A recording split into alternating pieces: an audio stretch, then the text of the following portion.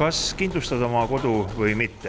Kui just pangalaenu sundust taga ei ole, siis ma usun, et väga paljud inimesed on sellisel kahtleval või kõhkleval seisukohal. Astusin Ergosse sisse, et vestelda sellel teemal natuke. Millist juttu ja mida rääkida sellistele kõhklejatele inimestele? Ühest küljest kutsukski tegelikult kaasa mõtlema, et kui vajalik siis kindlustus on. Et näiteks, kui me vaatame meedias kajastatult, siis üsna sageli me kuuleme, et jälle on kellegil kodu hävinud tulekahjus, kellegil on vargad sisse murdnud või on mingi muu õnnetus, kas hävitanud siis kodu või seal oleva koduse vara. Näiteks eelmisel aastal oli Eestis eluruumides registreeritud ligi 900 tulekahju, mis teeb tegelikult 2,5 tulekahju päevas. Murdvargusi toimus eluruumidesse 2100, mis on jällegi ligikaudu 6 vargust päevas. Need on üsna sellised mõtlema panevad numbrid, et kas me saame väita, et meiega sellist asja ei juhtu. Ma tooks ühe näite veel, et mõelda, kas kindlustus on kallis või mitte. Paar kuud tagasi süttis põlema meie ühe kliendi eramu.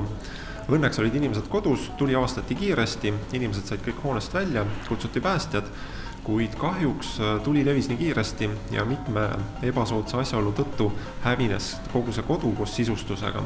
Me saime appi tulla kliendile, hüvitasime ligi 300 000 eurot ja kus juures selle kliendi enda aastamakse oli ligi 300 eurot. Et tegelikult oli see 1000-kordne vahe. Et kui näiteks alternatiivina oleks inimene moodustanud ise endale sellise väikse reservi, iga aasta kogunud 300 eurot kõrvale, siis selle ühe kahju hüvitamiseks oleks tal kulunud 1000 aastat koguda seda summat kokku. Et siin on jällegi mõtteruum, et mida kodukindlustades silmas pidada? Kõigepealt kindlasti peaks valima seda partnerit, et võtke pakkumist kindlasti usaldusväärselt pikaajalist kogemust oma kindlustusettevõtte käest. Sellisel juhul saate kindlad olla, et kui juhtub kahjujuhtum, et siis saavad ka kõik asjad korrektselt aetud. Mõelge läbi, et kas te sooviksite saada oma kodule maksimaalset kaitset, sellisel juhul valige koguriskikindlustus.